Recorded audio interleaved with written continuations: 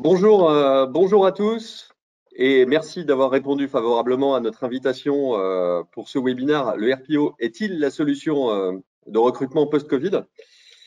C'est un sujet qui est crucial pour vous, toutes les équipes RH, que le recrutement, et il est central pour nous. Il est d'autant plus crucial que nos repères en matière de recrutement ont été pas mal chamboulés au cours de ces derniers mois, c'est le moins qu'on puisse dire. Il y a un an, on se posait des questions. Certains attendaient un redémarrage du recrutement en fanfare et tout azimut. D'autres redoutaient au contraire une morne peine pendant plusieurs mois. Et finalement, on a eu tout ça en même temps, mais de manière très différenciée selon les secteurs. Et finalement, c'est ça le premier marqueur du recrutement post-Covid aujourd'hui. C'est qu'il y a très, très grands écarts entre les secteurs d'activité et entre les métiers. Et le second marqueur très fort de cette période post-Covid, c'est la rapidité des changements et leur brutalité. Alors à la fois pour vous, les équipes RH qui avaient été confrontées à plein de problématiques un peu nouvelles d'organisation de travail, mais aussi pour vous sur les recrutements dont les charges et les volumes se sont vus très très variables selon les moments.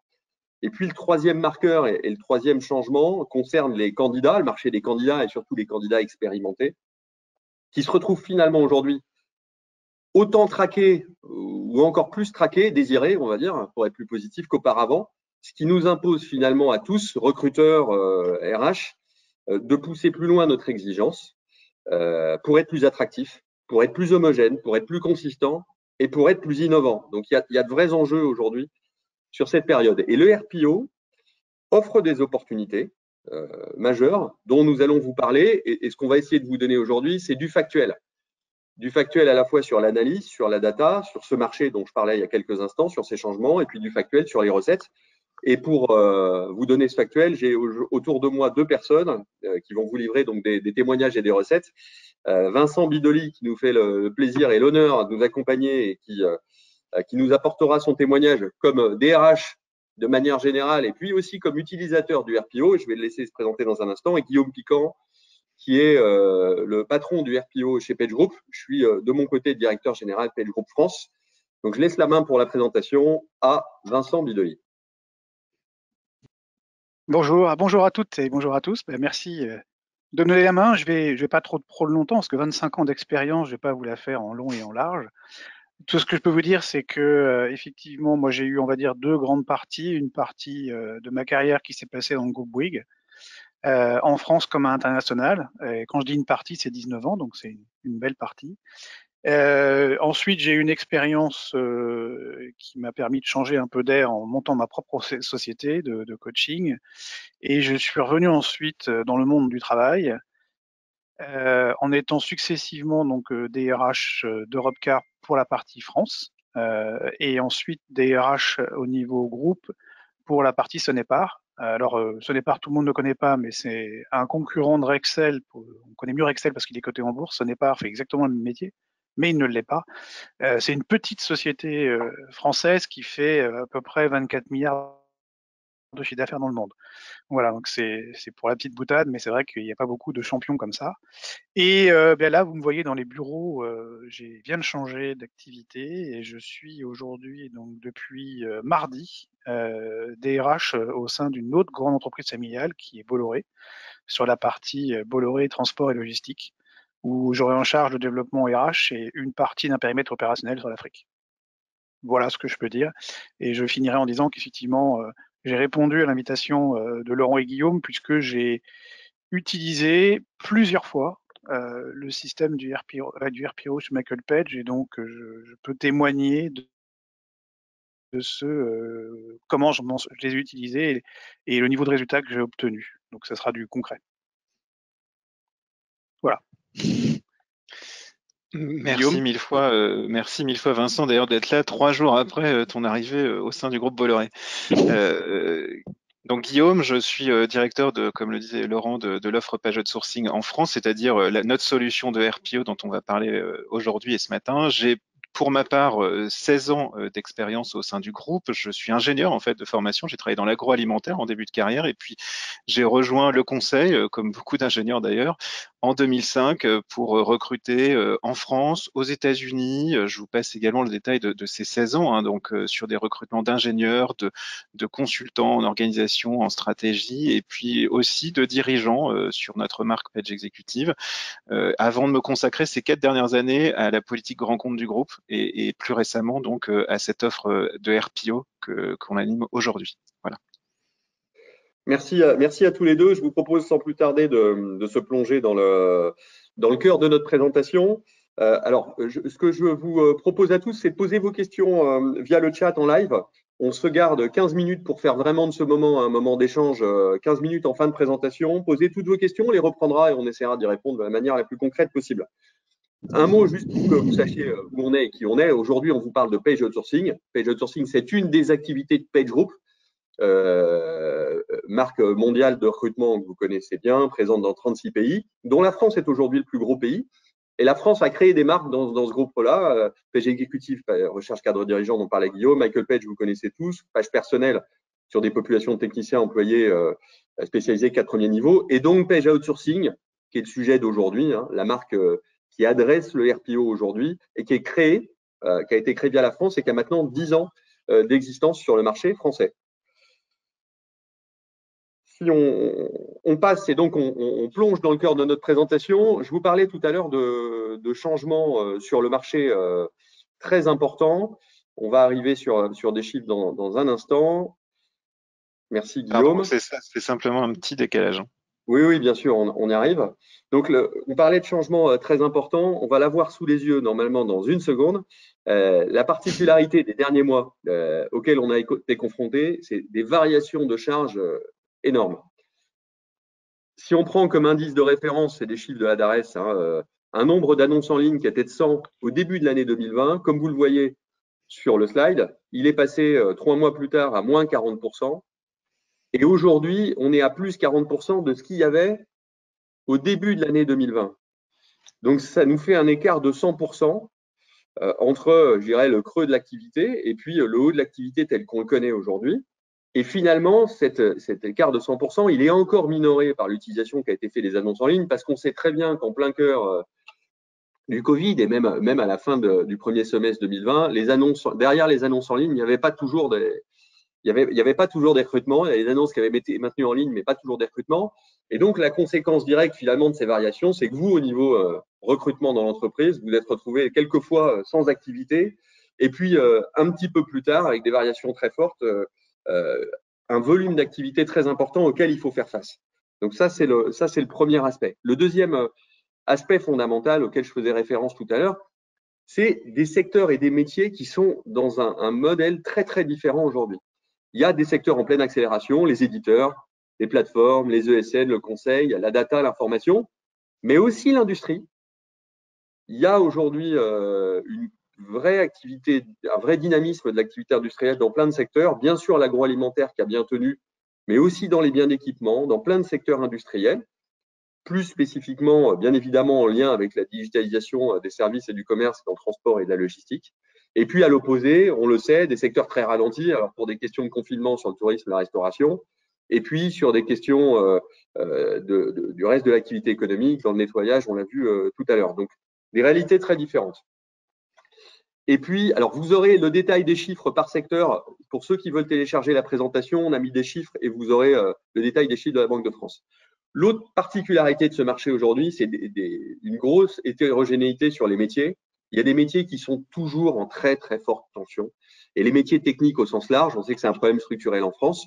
Donc, on pourrait parler des techniciens SAV, des techniciens maintenance, des techniciens au sens large.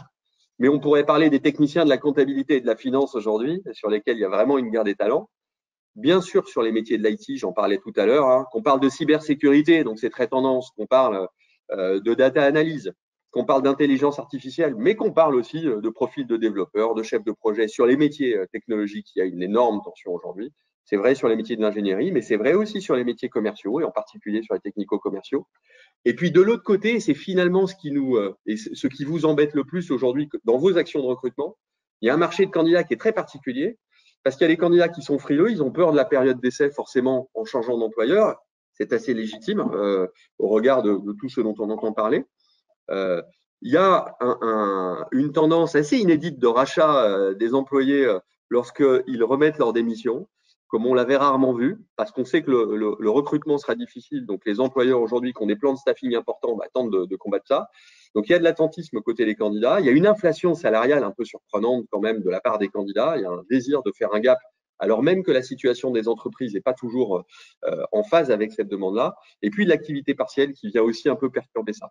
Donc, un marché qui est finalement très perturbant avec des repères qui ont vraiment changé par rapport aux périodes précédentes. Et puis, l'autre partie, et je passe la main à Vincent, c'est des priorités dans les services RH qui sont aussi peut-être un peu différentes d'hier.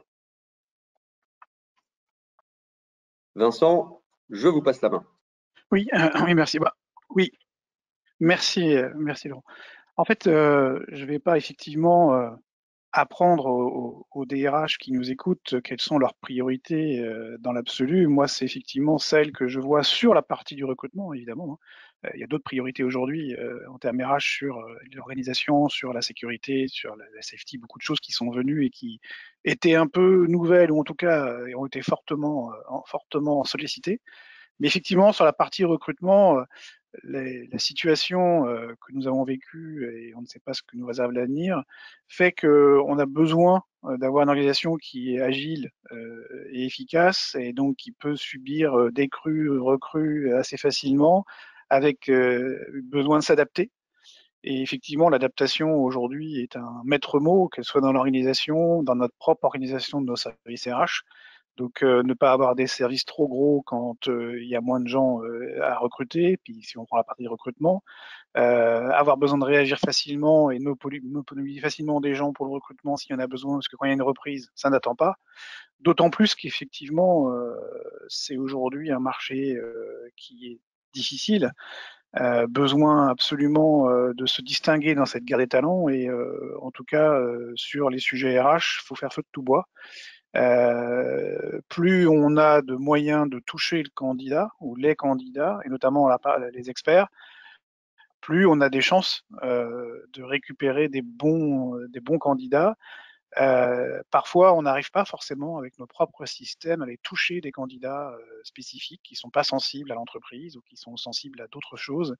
Et là, je trouve qu'effectivement, l'important, c'est d'aller le plus loin possible dans notre façon de pouvoir adresser les candidats et de se donner tous les moyens pour être les premiers. Ça, c'est un élément important. Donc, évidemment, ça renforce on doit renforcer notre image employeur, on doit renforcer notre activité. Et il faut absolument qu'on ait effectivement tous ces vecteurs, le plus de vecteurs possible au feu pour pouvoir récupérer de temps en temps des bons CV alors qu'il y a d'autres entreprises qui font la même chose dans une période où c'est difficile d'aller les chercher effectivement et on a besoin d'expertise. Et puis effectivement, le candidat aussi a besoin aujourd'hui de retrouver en face de lui une entreprise, qui le respecte, ça c'est quand même très important, qui lui donne envie et qui répond assez, on va dire, de façon professionnelle à ses attentes et notamment à la rapidité du recrutement. On sait que de temps en temps, dans nos propres organisations, on a un petit peu de mal parfois, même quand on a de bons CV, à recruter rapidement et avoir un peu de pression sur ce sujet-là, notamment potentiellement d'un prestataire externe qui, lui, a fait du boulot, eh bien, ça nous aide quand même assez fortement à ne pas lâcher un bon candidat et avoir des gens qui nous poussent un peu plus. On sait que c'est bizarre parce que les opérationnels sont les premiers à dire que ça va pas assez vite, sont les premiers à dire qu'on fait pas ce qu'il faut. Mais quand on leur donne des bons candidats, ils mettent 15 jours, 3 semaines à les recevoir. Et du coup, le candidat, pendant ce temps-là, il y a de temps en temps des difficultés à se dire, mais est-ce qu'on me veut vraiment? Il y a d'autres boîtes qui me font comment dirais-je, du charme. Est-ce que je vais pas plutôt être dans les sociétés où le processus a été plus rapide, plus professionnel, plus posé? Donc je dirais voilà les trois grands sujets aujourd'hui qui sont importants sur la partie recrutement en particulier et c'est nos priorités en termes de recrutement.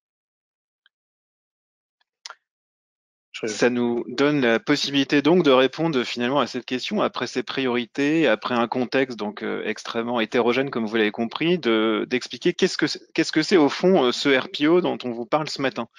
Alors le RPO déjà c'est un acronyme, donc essayons de le préciser, le Recruitment Process Outsourcing, un terme anglo-saxon qui veut dire tout simplement qu'on est en train de parler d'une solution pour externaliser les process de recrutement de manière totale ou partielle en réalité. L'objectif pour l'entreprise, c'est en réalité d'avoir une solution optimisée à un moment donné pour réaliser ce que Vincent exprimait très bien, c'est-à-dire une attraction des talents de manière professionnalisée et homogène. Comment? À travers une solution qui est toujours dans le modèle RPO sur mesure, c'est-à-dire mettre en place une équipe dédiée je dirais, qui est une extension de l'entreprise et qui va mettre en place et homogénéiser l'ensemble du partenariat. Ce qui est important également, ce qu'on évoque, c'est un partenaire qui est là pour être le seul contact avec un seul contrat et dans cette idée d'être vraiment dans une démarche de simplification complète de l'organisation du process de recrutement. L'objectif, c'est d'augmenter le professionnalisme et d'être en capacité d'avoir une démarche extrêmement de distinction finalement par rapport à un marché de candidats qui est en pleine guerre, comme on l'évoquait à l'instant. Et simplement pour terminer sur cette première définition, et on va rentrer ensuite dans le réacteur de ce que c'est vraiment très concrètement, on peut distinguer deux choses dans le RPO. Il y a le RPO, c'est-à-dire l'externalisation de process de recrutement plutôt sur les profils en recrutement permanent, c'est-à-dire à long terme. Et puis, on en parlera un peu moins ce matin, mais ce sera peut-être l'occasion d'en discuter dans d'autres discussions, dans d'autres présentations. Il y a le MSP, qui s'appelle le Managed Service Provider, qui est à peu près le même modèle, mais qui se consacre plutôt au recrutement dans l'intérim, c'est-à-dire comment on gère la multiplicité d'interlocuteurs pour recruter des formats plus courts en intérim, en freelancing, etc. Mais si on revient au RPO, le RPO, qu'est-ce que c'est? Alors, on a présenté à l'écran deux modèles. Le modèle que vous pouvez utiliser aujourd'hui, qui est un modèle où je suis société et au fond, j'ai des besoins de recrutement. Alors, il y a plusieurs modèles. Le modèle de gauche, c'est de se dire, j'ai mes équipes qui opèrent aujourd'hui un certain nombre de recrutements, qui utilisent eux-mêmes des outils pour aller sur le web, les réseaux sociaux, qui utilisent la cooptation, la mobilité, la marque employeur de mon groupe pour trouver et opérer le recrutement dont j'ai besoin en tant qu'entreprise, et puis qui de temps à autre, bien évidemment, ont besoin d'une ressource externe. Alors là, on a mis notre pyramide, bien sûr, les cabinets, mais ça peut être tous les cabinets de la Terre, qui sont là pour vous aider à trouver une expertise à un instant T. Modèle agile, modèle extrêmement efficace et souvent expert. Le modèle RPO, c'est un modèle un peu différent. Vous êtes dans un modèle où vous allez avoir un seul point d'entrée pour vraiment être dans une simplification complète. Ce point d'entrée, c'est le directeur de projet, le chef de projet, qui ensuite va opérer avec son équipe l'intégralité du sourcing. Alors ce sourcing, il peut être votre sourcing interne, c'est-à-dire votre marque employeur, votre ATS, c'est-à-dire votre système d'information qui réceptionne les candidats, vos cooptations, vos mobilités, et puis bien sûr également qui recrute à travers les organes de recrutement du cabinet, dans l'occurrence de Page Outsourcing ou de tout autre cabinet de RPO. Donc c'est ça le modèle, un modèle très inclusif, une extension finalement de votre équipe et de votre modèle. Alors Vincent, peut-être pour bien faire comprendre, quels sont les contextes dans lesquels une entreprise fait appel à du RPO? Oui, Guillaume. Alors, j'ai utilisé dans ma carrière, effectivement, par 3 fois les services RPO de Michael Page, dans des situations un petit peu différentes. Alors, si on prend celle qui apparaît sur le slide, le processus complet, je n'ai jamais utilisé cette partie-là, notamment parce que j'ai toujours eu des équipes opérationnelles RH qui avaient toute l'entité du métier de DRH, généralement dans les structures que j'ai pu gérer, ce qui fait que pour ces gens-là, leur enlever complètement une responsabilité en termes de recrutement était souvent pas forcément accepter une bonne solution. On a l'impression qu'on marchait sur leur plate-blanche. Mais ça, c'est ma partie à moi. Je n'ai pas eu donc l'occasion d'utiliser Michael Page sur outsourcing, sur la partie externalisation complète des recrutements. Par contre, les 3 autres cas, et dans des moments différents, j'ai utilisé effectivement les services du RPO. Alors, si on prend le cas numéro 2, donc l'accompagnement sur un projet spécifique, moi, j'ai utilisé le RPO chez Europcar parce que Europcar a du recrutement, c'est donc la société évidemment de location, et avec des cycles de travail qui sont assez particuliers. Et il y a un moment dans l'année qui est, on va dire, aux environs de mars jusqu'à on va dire juin, où il faut recruter en masse des collaborateurs qui vont aider nos équipes, hein, mais qui sont quand même de bons profils, les profils de commerciaux, hein, les gens qui vous accueillent au board, mais qui maintenant font beaucoup d'accueil client et de commercial. Et à ce moment-là, effectivement, c'est une très forte volumétrie. Sur effectivement une période qui est donnée. Et là, avant, on n'avait pas ces services-là, et depuis mon départ, ils l'ont utilisé encore longtemps après, parce que ça marche effectivement. Que à ce moment-là, Michael Page Outsourcing nous donne un petit coup de main. C'est pas les seuls, on fait d'autres choses à côté, mais pour remplir effectivement le monde dont on a besoin à ce moment-là, eh bien le RPO est une bonne chose. Généralement, en plus, les collaborateurs qui donc suivent un process que l'on a défini ensemble avec Michael Page Outsourcing sur la partie de quels sont les profils que l'on recherche. Les équipes viennent voir effectivement comment ça marche. Les équipes parlent avec les opérationnels pour voir quel est le bon collaborateur. Ça, c'est effectivement un élément effectivement qui marche très très bien et qui a eu de très bons résultats.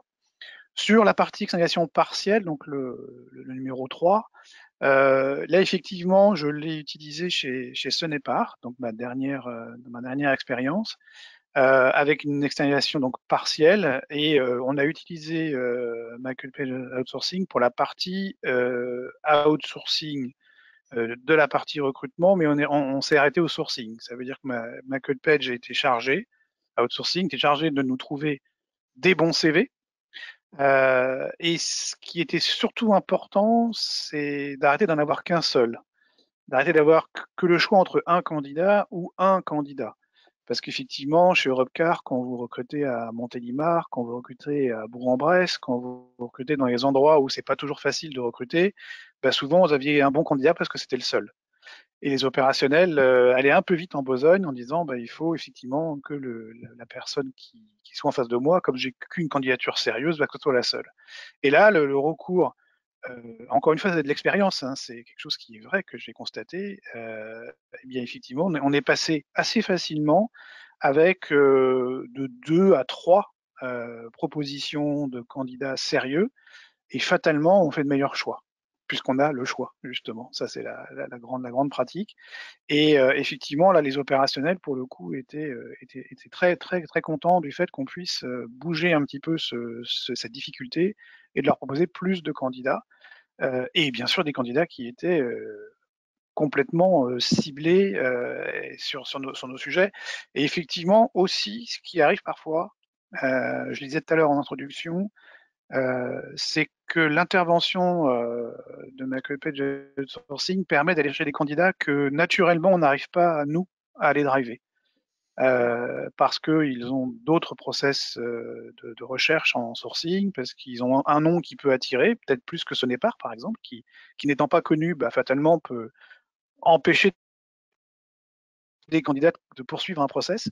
Et ça, effectivement, ça nous a beaucoup aidé à élargir cette masse. Ensuite, c'est nous qui faisions le recrutement, le choix avec les opérationnels. Et puis enfin, la quatrième solution, je l'ai mise en place quand j'étais chez Bouygues Immobilier. On a un profil particulier chez Bouygues Immobilier qui est le responsable de programme. Et le responsable de programme, c'est quelqu'un qui a vocation à évoluer assez rapidement en entreprise, mais en plus avec un turnover important, puisque ce sont des profils Bac+5, plutôt diplômés grandes écoles, et donc qui sont très demandés sur le marché. Et même si mon expérience de Bouygues Immobilier est un peu plus ancienne, je pense que c'est toujours prégnant aujourd'hui. Et donc on avait une problématique véritable c'est finalement un poste d'entrée, mais de bac+5, avec même aujourd'hui sur les bac+5 de jeunes diplômés, on a une vraie guerre qui est difficile et qui permet pas toujours de se distinguer en tant qu'employeur. Donc là aussi, de façon régulière, les équipes de Michael Page Outsourcing étaient présentes, connaissaient en plus encore mieux puisqu'on les a utilisées sur presque 4 ans. Donc ils ont vraiment eu la possibilité de venir dans nos équipes, bien connaître et puis donc de nous recruter des profils. Et on laissait en fait en permanence des offres. Donc c'était pas, contrairement aux autres, sur un projet de temps donné, projet spécifique. Oui, il est déjà, voilà, il est déjà 27. Voilà. Je propose à Guillaume de compléter voilà, en fait, ce que vous évoquez. Voilà.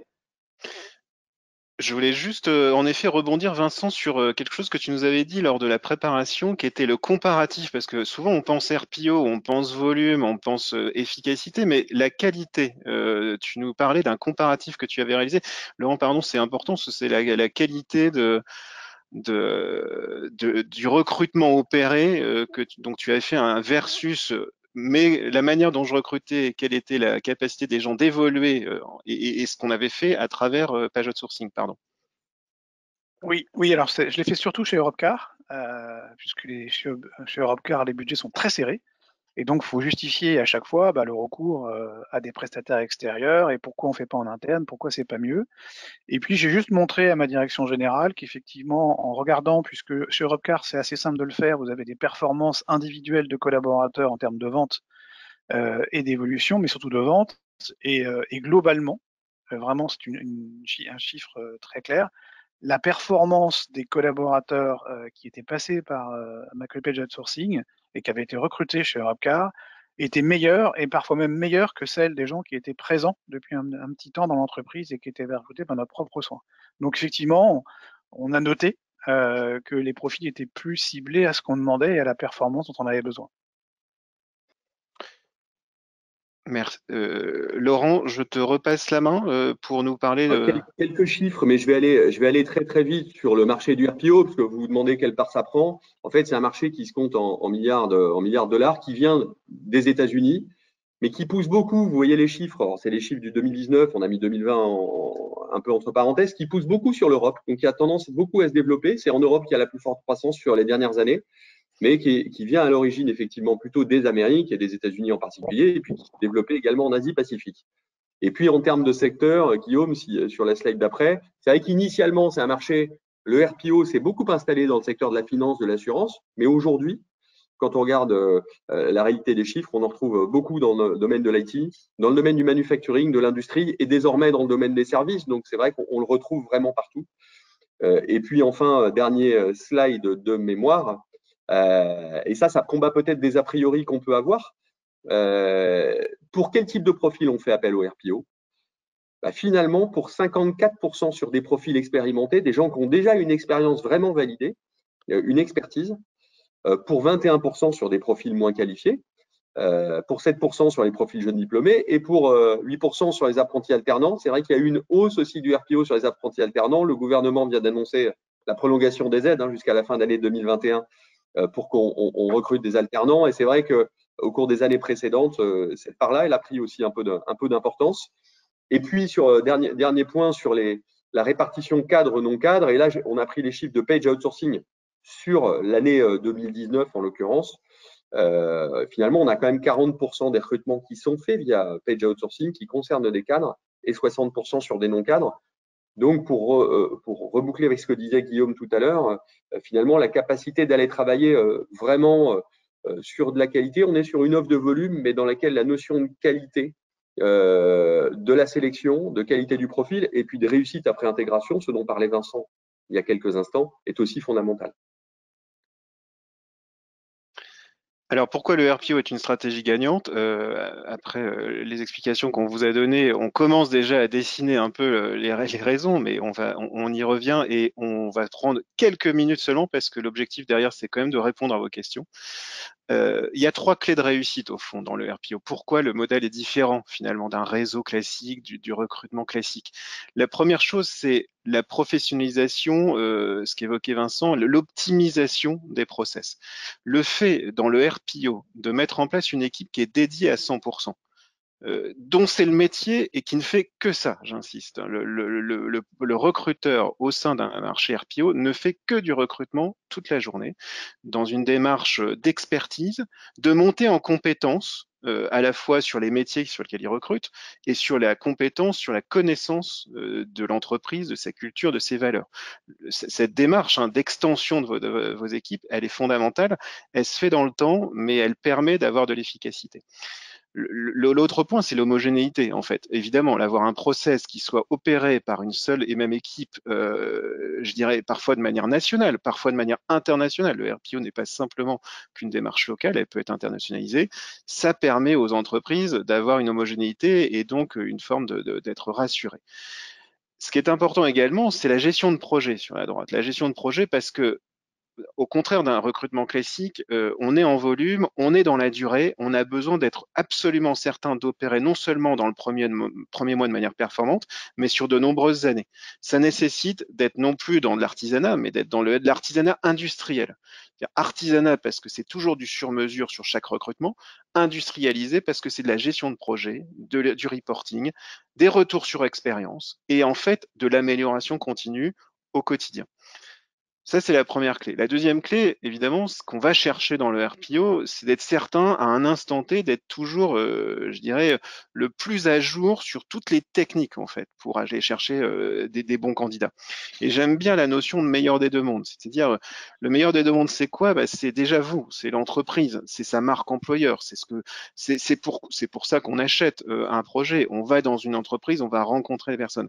Donc, c'est à la fois d'utiliser votre marque employeur, votre ATS, l'ensemble des outils qui sont les vôtres, votre cooptation, votre mobilité, et puis parce que c'est pas toujours suffisant, y compris dans des très grands groupes, d'aller vers les sourcings qui sont ceux qu'on peut opérer à travers un cabinet spécialisé. Et évidemment, vous allez acheter l'innovation, c'est-à-dire aujourd'hui, le candidat, il a besoin de simplicité. Il fait ses courses en 10 minutes sur Amazon, il va de moins en moins comprendre, comme le disait Vincent, d'avoir un process de recrutement qui dure entre 3 et 4 mois. Et donc pour ça, c'est d'aller chercher une optimisation complète des sujets, une facilité dans le recrutement à travers de l'innovation, d'être présent partout, d'avoir une recherche omnicanale, c'est-à-dire omnicanal, c'est à la fois d'être capable de faire beaucoup de digital, c'est un peu à la mode et ce sera de toute façon de plus en plus le cas, mais également de ne pas oublier qu'on est dans le recrutement, qu'on est dans les réseaux physiques, qu'on est dans les alumni des anciens des écoles. Et ça, tout ça, c'est ce qu'on permet en fait, c'est d'être dans un écosystème 360. Toutes les bonnes actions sont à mettre en place. Aujourd'hui, elle est digitale en période Covid. Demain, elle sera peut-être de se rapprocher encore plus de salons, etc., etc. Ça, c'est la deuxième clé de réussite, différenciation. Et enfin, la troisième, c'est l'agilité. C'est-à-dire, très concrètement, un projet demain matin, ça peut être de mettre en place 3 personnes, temps réel, temps complet, pour travailler pour vous, pour accompagner 50 recrutements sur les 3 prochains mois. Mais peut-être qu'à la fin de l'été, comme le disait Vincent dans le cas d'Europecar, il n'y a plus de besoin. Et donc, l'objectif, c'est peut-être simplement de mettre une seule ressource qui va, je dirais, faire un suivi et qui va rester en veille sur les très bons profils que vous avez besoin. C'est la modularité, en réalité. Vous ne gérez pas la modularité, c'est nous qui la gérons pour vous. Donc, les notions de prévision étant très faibles à cet instant, c'est exactement ce que vous allez acheter. Et je dirais en dernier lieu, évidemment, vous l'avez compris, le volume, le fait d'être en partenariat long terme, c'est évidemment bénéficier d'économies d'échelle, d'économies de coûts qui sont fondamentales, évidemment, au moment où on se parle. Laurent, pour les idées reçues et pour terminer avant. Oui, c'est intéressant, c'est de reprendre.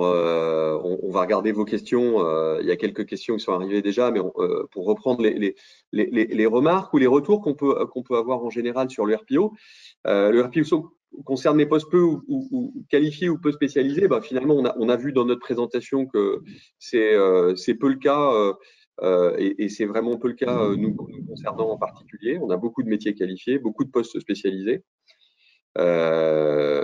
Alors, les recruteurs RPO ne sont pas des experts métiers. Ça, bien sûr, c'est une question qu'on se pose toujours parce que quand on va voir un cabinet de recrutement qui est spécialiste, et Vincent parlait de Michael Page ou de Page Personnel tout à l'heure, vous avez des gens qui sont spécialisés sur les informaticiens, sur les financiers, sur les logisticiens. On se dit, mais en RPO, par définition, un RPO, il va traiter différents types de postes chez moi. Si il y a 2 personnes, ils ne peuvent pas être spécialistes de tout. Donc, ça, c'est une remarque assez logique. En définitive, il est vrai que sur du RPO, quand on met en place une équipe de 2-3 personnes, elles peuvent être amenées à gérer 2-3 besoins spécifiques. Pour Vincent, il nous l'a dit tout à l'heure, lui, il avait fait le choix vraiment de circonscrire l'appel au RPO pour des populations cibles. Mais on peut aussi, et c'est l'organisation qu'on a chez Page Outsourcing aujourd'hui, nous, on a des équipes qui sont plus spécifiquement dédiées à l'IT, d'autres plus spécifiquement à l'industrie, d'autres plus spécifiquement dédiées aux profils commerciaux qu'a utilisé Vincent particulièrement. Et donc, finalement, on a au contraire des gens qui peuvent devenir très experts. Ils sont d'autant plus experts que comme ils ne vont travailler que pour vous pendant quelques mois, pendant 1 an, pendant 2 ans, pendant 3 ans, ils vont devenir finalement hyper experts à la fois de vos métiers, ils le sont déjà, mais surtout de votre secteur d'activité. Et donc, il y aura normalement une efficacité accrue.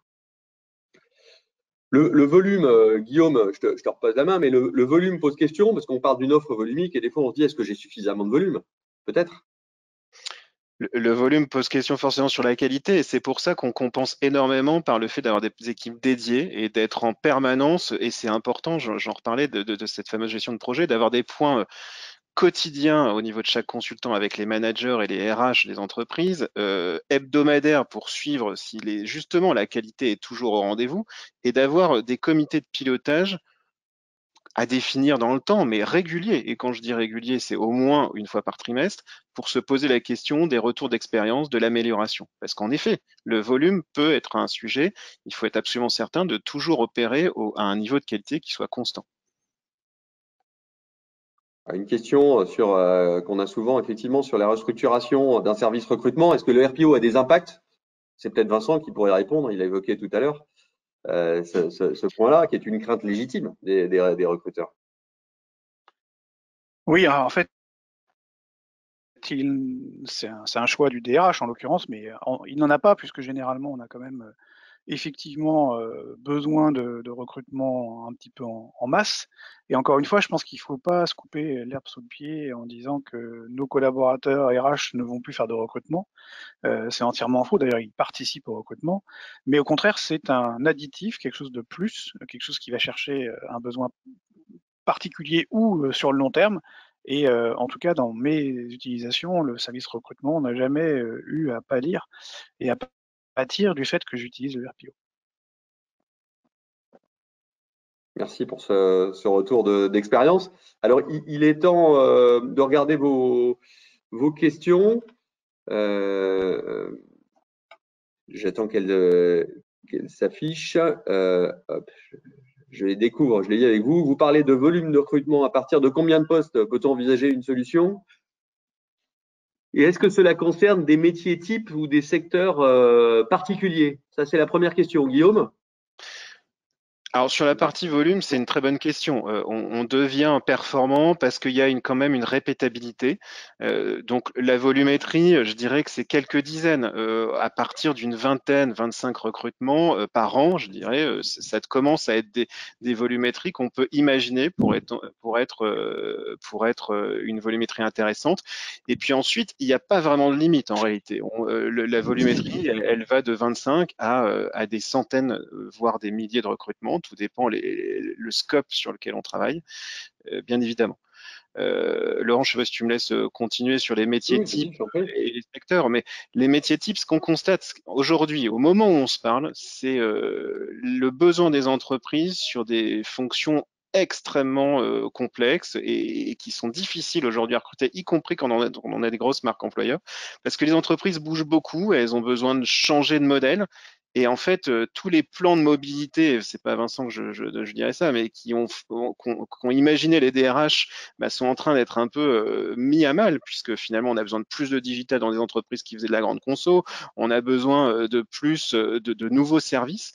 Donc des expertises très nouvelles, notamment en technologie, en industrie, évidemment, toutes les fonctions d'expertise, métier, maintenance, opérationnelle sont très très fortement demandées, la cybersécurité, etc. Bref, des métiers qui sont fondamentaux, et j'en oublie pas sur le tertiaire, hein, toutes les fonctions de comptabilité, de paie, etc., qui aujourd'hui demandent souvent d'être en anglicisme, d'être dans des systèmes d'information importants. Donc tout ça est souvent demandé. Et puis dans des secteurs qu'on a évoqués, de la finance historiquement, aujourd'hui, à des métiers industriels, bref, tous les métiers qui aujourd'hui sont dans la récurrence. Il y a pas mal de questions qui arrivent. Il y a une question sur l'expérience des recruteurs, quelqu'un qui nous dit le RPO fait souvent appel à des personnes jeunes. Est-ce que c'est cohérent avec la forte exigence dont on a besoin aujourd'hui pour être efficace quand on laisse un message, pour parler à un candidat, pour parler d'expertise, etc. Alors c'est vrai et pas vrai. Aujourd'hui, on a bien sûr des recruteurs qui sont jeunes, qui en fait qu'on recrute après un master et qui ou une formation qualifiée en RH et qui en fait nous rejoignent et sont formés ensuite aux techniques de recrutement, à l'assessment, à l'évaluation de compétences. Puis en fait, on recrute également des profils qui veulent se spécialiser et s'expertiser dans le recrutement après une carrière assez longue. Donc aujourd'hui, on a différentes typologies de talent recruteurs en fait, qui sont à des niveaux différents de leur expérience professionnelle, mais qui tous ont la volonté de faire du recrutement leur métier. Vous voyez, c'est ça l'enjeu fort, c'est d'être dans cette volonté d'aller sur l'analyse, etc. Donc c'est typiquement le profil aujourd'hui qu'on recherche et qui est recruté. Il y a une question sur la lourdeur du système et le fait de le mettre en place, parce qu'on a dit que c'était en mode projet, et donc des questions peuvent se poser sur la difficulté de mettre en place un RPO. Je réponds directement. C'est vrai qu'on n'est pas face à un poste géré par un consultant en recrutement qui va pouvoir démarrer de suite. Bien évidemment, il faut bien préparer un RPO. Pour autant, ça peut être assez léger. Mais il y a des phases essentielles, parce que pour bien comprendre, il faut faire de l'immersion, il faut que les recruteurs aillent rencontrer les opérationnels, aillent rencontrer les salariés qui sont en poste aujourd'hui pour bien comprendre l'environnement.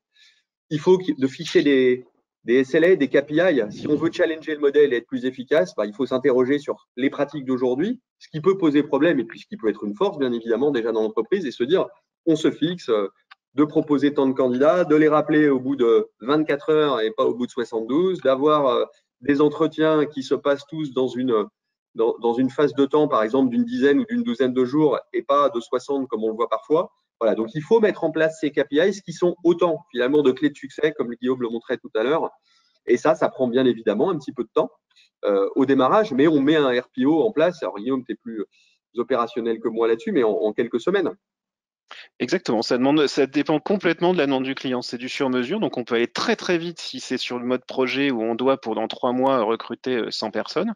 De la même manière qu'on peut prendre un tout petit peu plus de temps s'il y a une nécessité également d'optimiser le process en interne, d'aller chercher de la performance. Je vois une question qui est avez-vous des engagements de résultats? Laurent t'en parle à l'instant. Oui, on est dans un engagement en tout cas de tout mettre en œuvre pour trouver les candidats dans un délai imparti. Donc les KPI sont à mettre en place, ils sont évidemment à optimiser dans une discussion assez franche également. On parle de recrutement, on ne parle pas d'une pièce mécanique. Donc le recrutement, ça nécessite forcément de se poser les bonnes questions sur des marchés qui sont pour certains compliqués. Mais on définit des KPI très précis, le nombre de candidats à envoyer, sous combien de temps on est capable de faire un brief auprès des managers, sous combien de temps on doit envoyer, et j'irai même un peu plus loin, on fixe également des engagements à notre client. Donc, voilà, on envoie des candidats, il faut qu'ils soient rencontrés sous X temps pour qu'on puisse être dans l'optimisation.